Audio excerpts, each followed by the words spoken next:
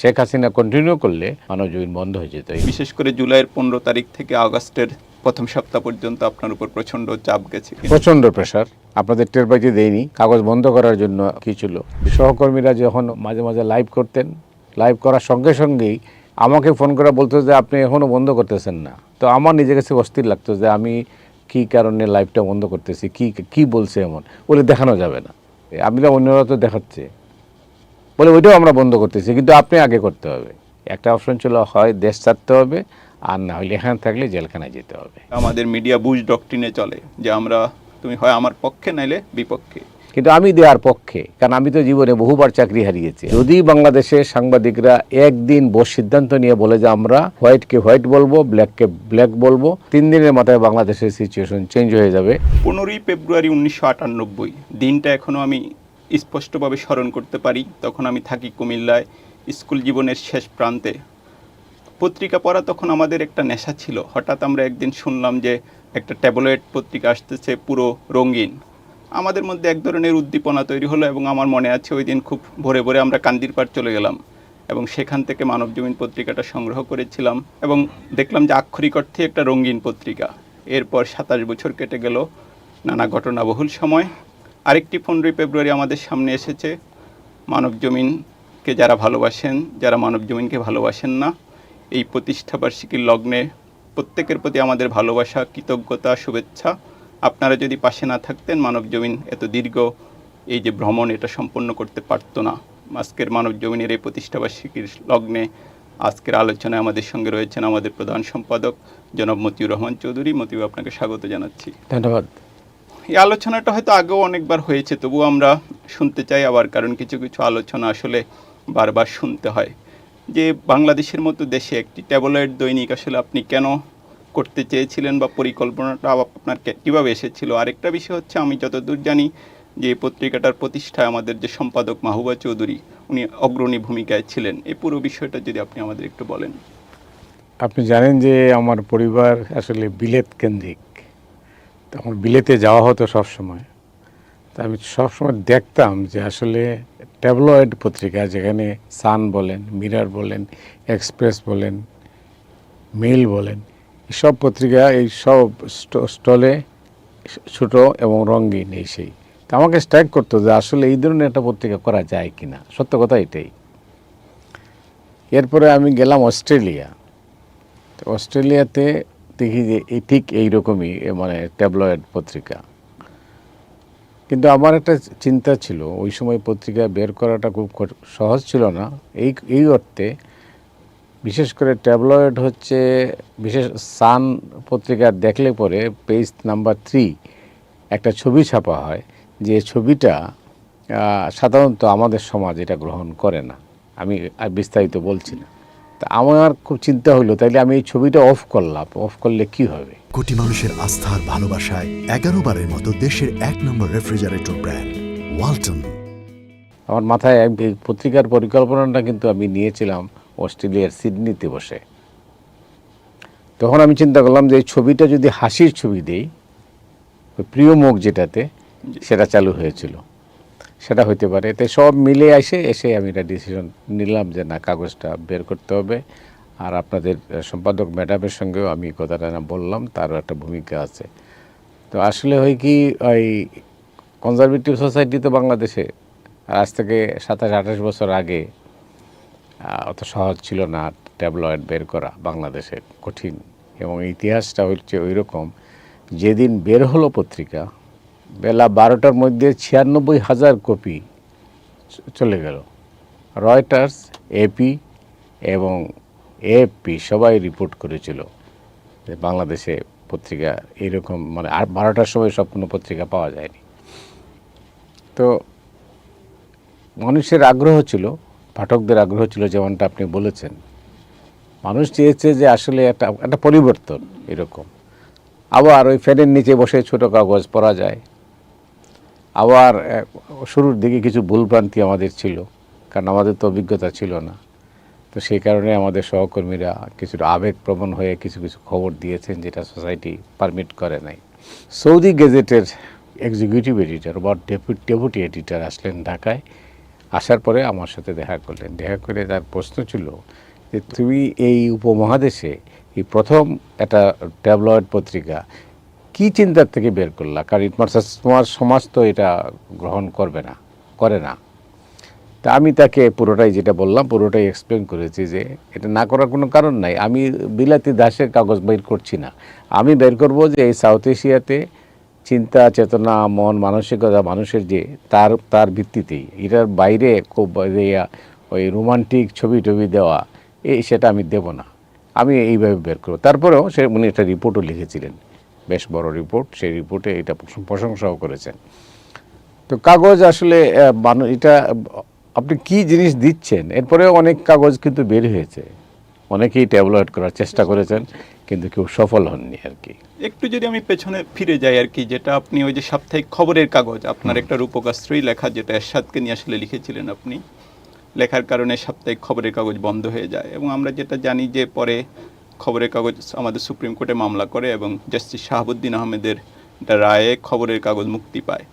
সেখানে যেটা আরেকটা ব্যাপার ছিল, শুধু খবরের কাগজ না, ওই যে শাহাবুদ্দিন সাহেব আমাদের স্বাধীন মিডিয়া বিরোধী যেসব আইন ছিল, যেসব বিধিবিধান ছিল, এগুলি বাতিল করে দেন এবং এটার একটা সুফল আমরা মনে হয় 91 থেকে আমি যদি বলি 2006 সাল পর্যন্ত এটা আমরা আসলে আমাদের মিডিয়াতে আসলে ওই সময় অনেক, যদিও আপনার কিছু সমস্যা তখনও হয়েছে, কিন্তু অনেকাংশেই মনে হয় আমাদের পত্রিকা বিশেষ করে স্বাধীনভাবে কাজ করতে পেরেছে ওই সময়টা। শাহাবুদ্দিন সাহেবকে আমরা অনেকেই স্মরণ করি না, কিন্তু বাংলাদেশের মুক্ত সাংবাদিকতার জগতে শাহাবুদ্দিন সাহেবের যে অবদান এটা চিরস্মরণীয়। আপনি যেটা বলছেন যে দুর্নীতি পরায়ণদের উল্লাসের নৃত্য আমি লিখেছিলাম, খবরের কাগজ নিষিদ্ধ করা হয়, আমার নামে হুলিয়া জারি করা হয়, আমি তখন গালফ ওয়ার কভার করার জন্য হাফরুল বাতেন, সৌদি আরবের হাফরুল বাতেন সীমান্তে ছিলাম। তো তারপরে তো এখানে কোর্টে যাওয়া হলো, কোর্টে সরকার পক্ষ হেরে গেল আসলে, তখন ওই কাগজ বের হলো, আমি দেশে ফিরে এলাম।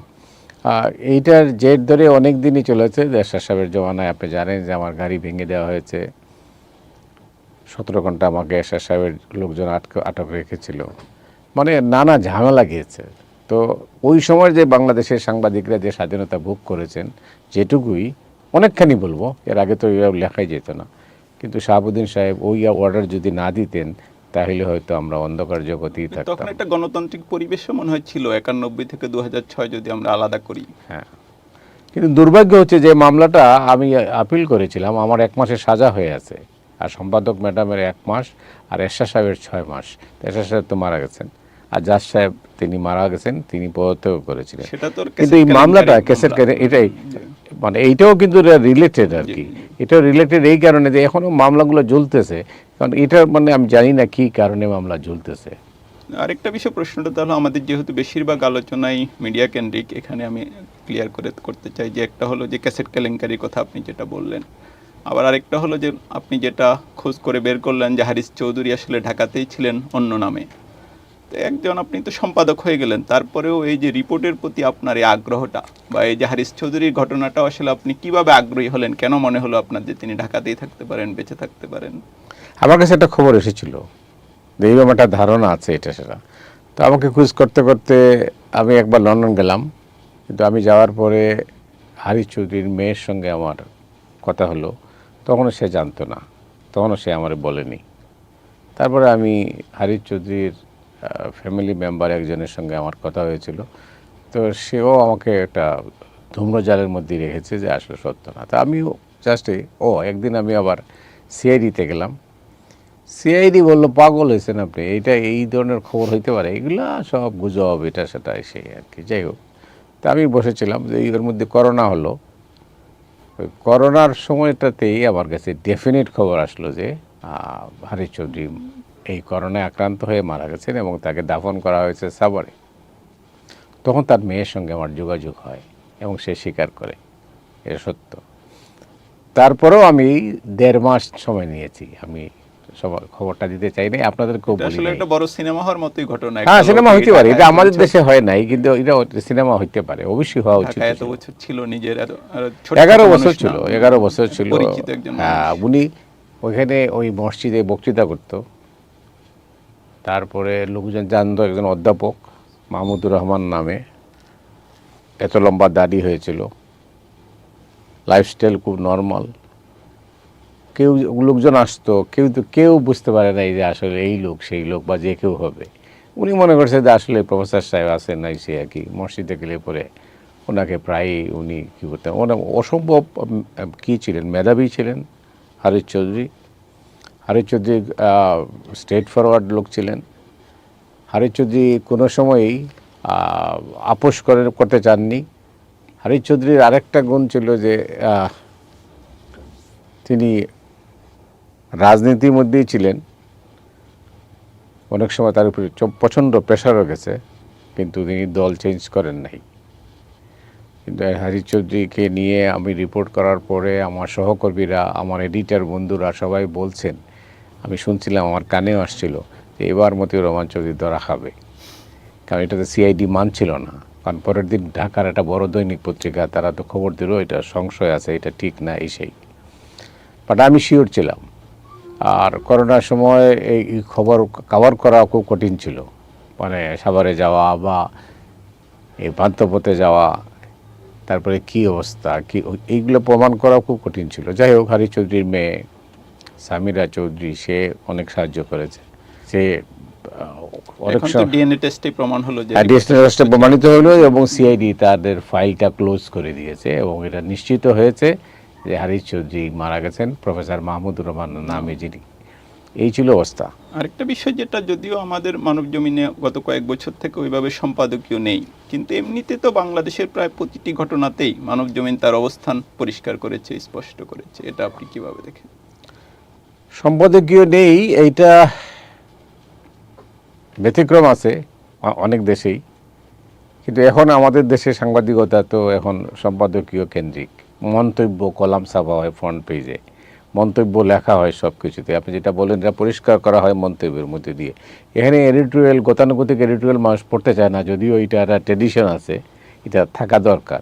কিন্তু এডিটোরিয়াল কয়জন পড়ে না, খুব সিরিয়াস পাঠক যারা, তারা এডিটোরিয়াল পড়ে। কিন্তু এডিটোরিয়াল তো আপনার ফ্রন্ট পেজেই পেয়ে যাচ্ছে সব কটা কাগজেই। সেই কারণে আমি মনে করি না যে এটার মধ্যে আলাদা খুব চেঞ্জ বিষয় আছে। যে মিডিয়ার যদি আমরা আলোচনা করি, আমরা দেখলাম যে 1/11-এর সময় সংবাদ মাধ্যমের উপর এক ধরনের নিয়ন্ত্রণ প্রতিষ্ঠা করা হয়েছিল এবং পরবর্তীতে আওয়ামী লীগের প্রায় পুরো শাসনামলটাই যদি আমরা বলি যে মিডিয়া স্বাধীনভাবে আসলে কাজ করতে পারে নাই। এরপর আরেকটা যেটা প্রধানমন্ত্রীর যে সংবাদ সম্মেলন, এগুলি রীতিমতো হাস্যরসের পরিণত হয়েছিল, আমাদের সম্পাদকদের নানা বক্তব্য বিবৃতি সব মিলিয়ে।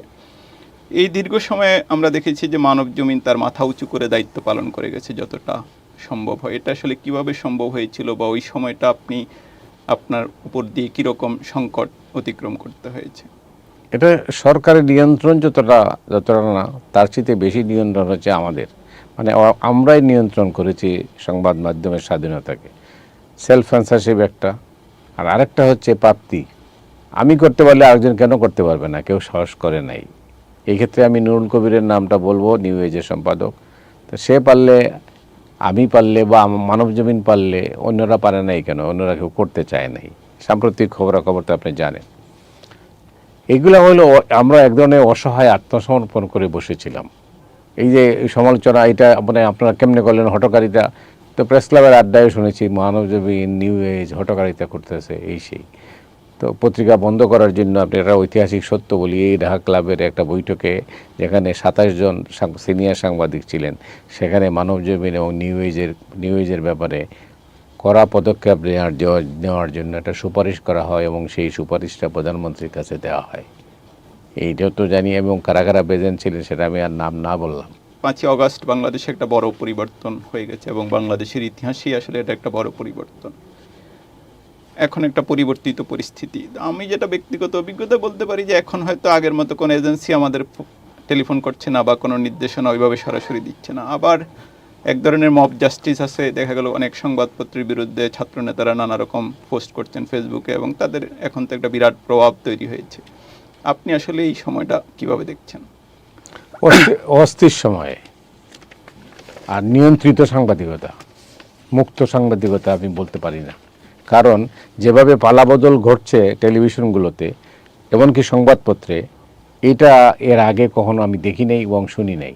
আমি 53 বছর যাওয়া সাংবাদিকতা করি, কিন্তু আমি কোনোদিন দেখি নাই যে এইরকম একজন চলে গেলে আরেকজন এসে দায়িত্ব নিতেছে, এইরকম অবস্থা চলছে। সেটা হচ্ছে যে অস্থির বললাম এই কারণে যে আসলে ওই যেহেতু আগের সরকার কর্তৃত্ববাদী শাসনে সব কিছু ভেঙে পড়েছিল, দলীয়করণের কারণে মানে সংবাদ মাধ্যম এটা একটা রাজনৈতিক দলের অফিসে পরিণত হয়েছিল। তো এখন আজকাল ওখান থেকে বেরিয়ে আসতে হলে একটা বড় চ্যালেঞ্জ, যে চ্যালেঞ্জটা আমরা মোকাবেলা করছি। আমরা আসলে হয় কি, আমরা একতাবদ্ধ না। আমরা যদি ঐক্যবদ্ধ থাকতাম তাহলে হয়তো এই সিচুয়েশনটা মোকাবেলা করা সম্ভব হতো। শেখ হাসিনা কেন, অন্য কেউ আমাদের প্রতি এইরকম গণমাধ্যম, আমি যেটা আরেকবার বলেছিলাম যে আমাকে একজন পশ্চিমা কূটনীতিক বলেছিলেন, যদি বাংলাদেশে সাংবাদিকরা একদিন সিদ্ধান্ত নিয়ে বলে যে আমরা হোয়াইটকে হোয়াইট বলবো, ব্ল্যাককে ব্ল্যাক বলবো, 3 দিনের মাথায় বাংলাদেশের সিচুয়েশন চেঞ্জ হয়ে যাবে, এটা শেখ হাসিনার জমানায় তিনি বলেছিলেন। আমি বিশ্বাস করি তাই। আসলে আমরা তো ওই যে এখনও সব প্রাপ্তির আশায় আমরা এখনও বিচ্ছিন্নভাবে এই সংবাদ মাধ্যমের প্রতি, সাংবাদিকতার প্রতি আমরা কম্প্রোমাইজ করতেছি। যেটা কয়েকদিন আগে আমার এক শিক্ষক এটা প্রকাশ্য অনুষ্ঠানে যেটা বলেছেন যে সাংবাদিকতার বইয়ের প্রথম কথা হচ্ছে পৃথিবীর প্রত্যেক সরকার মিথ্যা বলে এবং পৃথিবীর প্রত্যেক সরকার জনগণ থেকে তথ্য লুকায়। আসলে তো মিডিয়ার একটা প্রধান কাজ হলো তথ্য বের করে নিয়ে আসা। আবার যেটা আমাদের, যেটা আপনি একটু বলেছেনও যে আমি একবার লিখেছিলাম যে আমাদের মিডিয়া বুশ ডক্ট্রিনে চলে, যে আমরা তুমি হয় আমার পক্ষে নাইলে বিপক্ষে। এখানে আসলে কেউ কোনো মাঝামাঝি পথ যায় না। এই জন্য কি সংকটটা আসলে সবসময় তীব্র হয় না? বড় ধরনের সংকট এইটাই। যদি আপনি ওই তো বললাম যে আপনি একেবারে একটা সিদ্ধান্ত নিলেন যে আমি রাইটে থাকবো, আর আরেকজন সিদ্ধান্ত নিল বাঁয়ে থাকবো, মাঝখানে যে একটা রাস্তা আছে সেই রাস্তাটা আমরা ব্লক করে দিচ্ছি, অর্থাৎ দেয়ালটা আমরা নিজেরাই রচনা করে দিয়েছি। সাংবাদিকরা আসলে আমরা কি চাই আমাদের কাছে এটা স্পষ্ট না। আমি আপনাদের সঙ্গে অনেক দিন যাবৎ কাজ করি, আপনি আমার সঙ্গে কাজ করেন। আমি কোনো নিউজ মানে আমি বরং অনেক ক্ষেত্রে দেওয়ার চেষ্টা করি, আপনারা বরং অনেকে বলেন যে না এটা না দিলেই বোধহয় ভালো হয়। এটা পারিপার্শ্বিক অবস্থার কারণে, এটা আপনার কারণে না। পারিপার্শ্বিক অবস্থা কী চাপ হইতে পারে এটা সেটা, কিন্তু আমি দেওয়ার পক্ষে, কারণ আমি তো জীবনে বহুবার চাকরি হারিয়েছি, আমি তো জানি যে আমার জীবনটা লেখা হয়েছে। এবং আর একটা জিনিস হলো যে এই মানুষের একটা কিছু পাওয়ার জন্য যে একটা প্রতিযোগিতা, এই প্রতিযোগিতা বন্ধ না হলে কোনোদিন এই বাংলাদেশের গণমাধ্যম স্বাধীনভাবে কাজ করতে পারবে না। এটা হয়তো আপনি একটু বলেছেন, তো আবার একটু যদি শুনি যে একটা হলো বিগত সরকারের আমলে একবার তো আপনাকে দীর্ঘদিন দেশের বাইরে থাকতে হয়েছে। তারপরে আমি যেটা জানি যে বিশেষ করে জুলাইয়ের 15 তারিখ থেকে আগস্টের প্রথম সপ্তাহ পর্যন্ত আপনার উপর প্রচণ্ড চাপ গেছে। কিন্তু আমরা যদি মানবজমিন দেখতে পারি সে সময়ে মানবজমিন কিন্তু তার অবস্থানে মোটামুটি অনড়ভাবে প্রায় সব সংবাদ খবরই আমরা আসলে দিয়ে গেছি। আপনার উপর আসলে তখন প্রেশারটা ঠিক কেমন ছিল, যদি আমি জুলাইয়ের কথাটা একটু শুনি, ডিটেলস একটু যদি বলেন। প্রচণ্ড প্রেশার, আপনাদের টের পাইতে দেয়নি। কাগজ বন্ধ করার জন্য কী ছিল, বিজ্ঞাপন তো কমাই দেওয়া হয়েছিল, কোনো সাপ্লিমেন্ট দেওয়া হতো না, কিছুই না, উঠিয়ে নেওয়ার জন্য। আমি কয়েকদিন এটা অনেকে টেরও পান নাই আমাদের আমি কিন্তু রাতের বেলা অনুষ্ঠানে অসুস্থ বলে আমি 3-4 দিন যাই নাই। আমি জানতাম যে সমস্যা হইতে পারে বা আমার কাছে ডেফিনেট খবর ছিল, কিন্তু চাপটা ছিল এইরকম যে অনেক খবর। আপনি যে ঢাকা মেট্রোপলিটন পুলিশের কমিশনার ছিলেন আসাদুজ্জামান মিয়া সাহেবের রিপোর্টটা যেদিন ছাপা হলো, সেদিনের পর থেকে আমার উপরে এইরকম প্রেশার গেছে, এটা কল্পনার বাইরে। তারপরে একটা স্টেজে ওই রিপোর্টটা আমাদেরকে প্রত্যাহার করতে হয়। তার কারণটা হলো ওটা কাগজ বন্ধ করার মতো প্রেশার ছিল, এবং আমরা জানতাম না যে এর পিছনে আরও অন্য লোকজন জড়িত। তো যাই হোক, এটা তো পরে কিছু হয় নাই, উনি বোধহয় জেলখানায় আছে বা কী অবস্থা, যাই হোক সেটা তো গেল। এরপরে আপনাদের সহকর্মীরা যখন ওই যে মাঝে মাঝে লাইভ করতেন, লাইভ করার সঙ্গে সঙ্গেই আপনাকে ফোন করতো, আমাকে ফোন করে বলতো যে আপনি এখনও বন্ধ করতেছেন না। তো আমার নিজের কাছে অস্থির লাগতো যে আমি কী কারণে লাইভটা বন্ধ করতেছি, কি বলছে এমন, বলে দেখানো যাবে না। আর অন্যরা দেখাইতেছে, অন্যরা তো দেখাচ্ছে, বলে ওইটাও আমরা বন্ধ করতেছি, কিন্তু আপনি আগে করতে হবে, এরকম আর কি। 2 আগস্ট, যেটা 2 আগস্টে যেদিন আমি দেশ ছেড়ে চলে গেলাম, যেতে বাধ্য হলাম, সেটা আমার সময় 2টা অপশনই ছিল। একটা অপশন ছিল হয় দেশ ছাড়তে হবে, আর না হলে এখানে থাকলে জেলখানায় যেতে হবে। কারণ কোনটা বেছে নেবেন?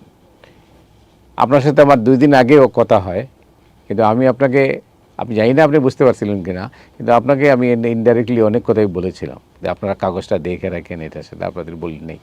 আমি এমনকি আমার নিজের গাড়ি ব্যবহার করতে পারি নাই, এটা অনেকেই জানে না। আমি অন্য একটা টেলিভিশনের গাড়ি নিয়ে গেছি, তার কারণটা হলো এইরকম পরিস্থিতি। এয়ারপোর্টে খুবই খাতির, আমি চলে যাচ্ছি, তাদের কোনো সমস্যা নাই, এই সেই অবস্থা। মানবজমিন বন্ধ হয়ে যেত, শেখ হাসিনা কন্টিনিউ করলে মানবজমিন বন্ধ হয়ে যেত, এটা আমি নিশ্চিতভাবে জানি এবং জানতাম।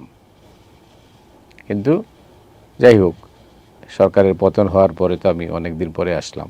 কিন্তু আমি যে বলি যে ঠিক আছে, শেখ হাসিনার পতন হয়েছে, সাংবাদিক হিসাবে আমি মনে করি যে এই কর্তৃত্ববাদী শাসনের পতন অনিবার্য ছিল, বিলম্বে হয়েছে। কিন্তু পরিবর্তনটা মানুষ দেখতে চায়, পরিবর্তন তো আমরা দেখছি না। যেটা আপনি একটু আগে বলেছেন যে আমরা আসলে একটা অস্থির সময় পার করছি, যদিও আবার এটাও কেউ কেউ বলে থাকেন যে যে কোনো দেশেই, যদি আমি এটাকে সরাসরি বিপ্লব না বলে বিপ্লব ধরনের অভ্যুত্থান বলি আর কি, এ ধরনের ঘটনার পরে অস্থিরতা তো আসলে থাকেও। এমনিতে আপনি কী মনে করেন এই অস্থিরতাটা আসলে সমাধানটা কীভাবে হতে পারে? মানুষের প্রত্যাশা অনেক বেশি, মানুষ তো অঙ্ক মেলায় যে আগের সরকারের সময় এইটা পেয়েছিলাম, এখন আমি সেটা পাচ্ছি না। মানুষ তো কত কষ্ট করবে, স্যাক্রিফাইস কতটুকু করবে, মানুষ করতে চায় না। তো মানুষ মনে করে যে পরিবর্তন যখন হলো, তা আমি এখন এইটুকু চাই, কিন্তু সে অপেক্ষা করতে রাজি না। মানে ইউনূস সাহেবের হাতে কোনো ম্যাজিক নাই যে উনি যাইয়া ওই কাল সকালবেলায় পরিবর্তন করে দিবেন। এটা অনেকেই বুঝতে পারেন, কিন্তু বেশিরভাগ মানুষ এই হিসাব মেলাতে রাজি না। তারা মনে করে যে ভাই আমরা তো বলছেন খারাপ থেকে তো আমার ভালো হবে, তা খারাপ হচ্ছে কেন? এখন প্রশ্নটা কিন্তু এই কারণে, মানুষ মনে করে যে আগের যিনি থেকে আগের শাসন থেকে এই শাসনে আমরা ফিরলাম, কিন্তু মাঝখানে যা হচ্ছে বা আমি যা দেখছি, আমি তো পরিবর্তন দেখছি না, আমি তারা নতুন কিছু দেখতে চাই। সেই ধরনের এই যে ভাঙচুর চলছে, রাস্তায় যখন তখন রাস্তা বন্ধ হচ্ছে, এটা তো মানে একটা পরিবর্তনের এটা কি হইতে পারে, সুফল হইতে পারে না। তা পরিবর্তন কি বলছে যে রাস্তা যে কার মতো কোনো আইন কানুন নাই, কিছু রাস্তা বন্ধ করে দেন? তো এই রাস্তা বন্ধ হয়, প্রতিদিনই বন্ধ হচ্ছে, প্রতিনিয়ত বন্ধ হচ্ছে, তাহলে পারছে না কেন? সরকারের কাছে দায়িত্ব কিন্তু অনেক বেশি। অনেকে বলে, যেন আমি বিশ্বাস করি, যদি সরকার ক্রমাগত ব্যর্থ হয়, তাহলে কিন্তু মানুষ বলবে যে আগের সরকার ভালো ছিল। এটা আপনি কারো মুখ বন্ধ করতে পারবেন না, এটাই বাস্তবতা। আর আপনি যদি ভালো কাজ করেন, মানুষ মনে করবে আমি পরিবর্তন চেয়েছিলাম, মানুষ কিন্তু সবাই পরিবর্তন চেয়েছে, আমি পরিবর্তনে খুশি। এই হচ্ছে বাস্তবতা। মানে নির্বাচন হলে কি পরিস্থিতির উন্নতি হতে পারে মনে হয়? কিছুটা। তখন তো রাজনীতি নিয়ন্ত্রণ করবে সব কিছু। এখন তো রাজনীতি নাই, এখন তো পাওয়ার হাউস কোথায় এটা কেউ জানে না। প্রফেসর ইউনূস সাহেবের সমস্যাটা যদি আপনি আমাকে জিজ্ঞেস করেন, আমি বলবো যে উনার ভিতরে একটা কন্ট্রাডিকশন কাজ করতেছে। তিনি একদিকে নোবেল বিজয়ী শান্তিতে, আরেকদিকে শাসকের এই যে কি আছে, এই শাসক দ্বন্দ্ব, এই দ্বন্দ্ব থেকে কিন্তু উনার এই মুহূর্তে আমি দেখতেছি যে কোনো বিষয়েই উনি বারবার উনার ইমেজ নিয়ে উনি চিন্তিত, উনি ইমেজটা ধরে রাখতে হবে। কিন্তু যদি সঠিকভাবে সিদ্ধান্ত না নেন বা কার্যকর কোনো পদক্ষেপ না নেন, অথবা মানুষ যদি উপকৃত না হয়, তাহলে তার ইমেজ একদমই ক্ষুণ্ণ হয়ে যাবে। আলোচনাটা আমি শেষ করে আর এনেছি মোটামুটি, যে আপনি তো একটা বিশাল জীবন পার করে এসেছেন, 50 বছরের বেশি সময় সাংবাদিকতা করছেন। মুক্তিযুদ্ধের শুরুতে আটক হয়েছিলেন পাকিস্তানি বাহিনীর হাতে, সৌভাগ্যক্রমে ফিরে এসেছেন। তারপর এই যে দীর্ঘ পরিভ্রমণ, বাংলাদেশের সাংবাদিকতায় যা যা হওয়া সম্ভব প্রায় সবই আপনি হয়েছেন। এই জীবনটা নিয়ে কি আপনি তৃপ্ত? ডেফিনেটলি, আমি তো অবশ্যই খুশি। আমি মনে করি যে হ্যাঁ, আমার জীবনে তো অনেক কিছু হয়েছে, ঠিক আছে, কিন্তু আমার মনে হয় কিছু দিয়ে যাওয়া উচিত ছিল, যেটা দিতে পারি নাই মানে কি, এই অর্থে একটা ইনস্টিটিউশন দ্বারা, যেমন মানবজমিন একটা প্রতিষ্ঠান, আমি যদি নাও থাকি, আপনারা এটাকে সামনে নিয়ে যেতে পারবেন যতদিন প্রিন্ট মিডিয়ার ভবিষ্যৎ থাকবে, আমি সেটাই বলছি। কিন্তু আমার কাছ থেকে আপনি যেটা বলছেন যে হ্যাঁ, আমার সাকসেস স্টোরি এইটা সেটা, অনেক কিছু আমি তো জীবনে আমি চিন্তাও করি না অনেক কিছুতে যেটা হয়েছে। যেমন ধরেন, আমি রিপোর্টার থেকে এডিটর হয়েছি। আমি রিপোর্টার যখন ছিলাম, তখন আমার জীবনে অনেকগুলা বড় বড় অ্যাসাইনমেন্ট কভার করার সুযোগ হয়েছে। আমি এই পর্যন্ত 6টা বিশ্বকাপ কভার করেছি ফুটবল। আমি ফার্স্ট ওয়ার্ল্ড কাপ কভার করেছি ক্রিকেটের, আমি ফার্স্ট বাংলাদেশি জার্নালিস্ট। 2টা গালফ ওয়ার কভার করার সুযোগ আমার হয়েছে। তো আমি এর চেয়ে একটা রিপোর্টারের জীবনে বা একটা এডিটারের জীবনে আর কি এই সুযোগ আসে না। এরপরে আমি কাগজে আমার ব্যর্থতাও আছে, আমি যে সব ভালো করেছি তা না, এটা কিছু ভুলভ্রান্তি আছে। তবে আমি মনে করি একজন সাংবাদিকের, যেমন আমরা বলি সাংবাদিকের কোনো বন্ধু নাই, এটা সত্যিকার অর্থেই বন্ধু নাই। যদি ওইটা বিশ্বাস করেন তাইলে আপনি একজন ভালো সাংবাদিক হতে পারবেন। আর আপনি বন্ধু খুঁজলেই, অর্থাৎ যদি আপনার কোনো রাজনীতি, আর সরাসরি কোনো রাজনীতি করা উচিত না কোনো সাংবাদিকের। তার কারণ হলো আমাদের অতীতের অভিজ্ঞতা আমি দেখেছি, যেসব সাংবাদিক সরাসরি দলে জয়েন করেছেন তারা হারিয়ে গেছেন শেষ আখেরে। আমাদের পাঠক সমালোচকদের উদ্দেশ্যে আপনি যদি কিছু বলেন। পাঠকদের কাছে তো আমাদের ঋণ এবং কৃতজ্ঞতা অফুরান। তারা আমাদেরকে সাহায্য না করলে, সহযোগিতা না করলে আমরা হয়তো এই পর্যায়ে আসতে পারতাম না। আমাদের প্রত্যাশা, আমাদের বিশ্বাস, আমাদের আশা তারা আমাদেরকে আরও সহযোগিতা করবেন। আর আমরা একতরফা নয়, আমরাও কিছু দেওয়ার চেষ্টা করব আগামী দিনে। একটা নতুন বাংলাদেশ, যে বাংলাদেশে আমরা চাই মুক্ত সাংবাদিকতা, মুক্ত সমাজ, মুক্ত রাজনীতি।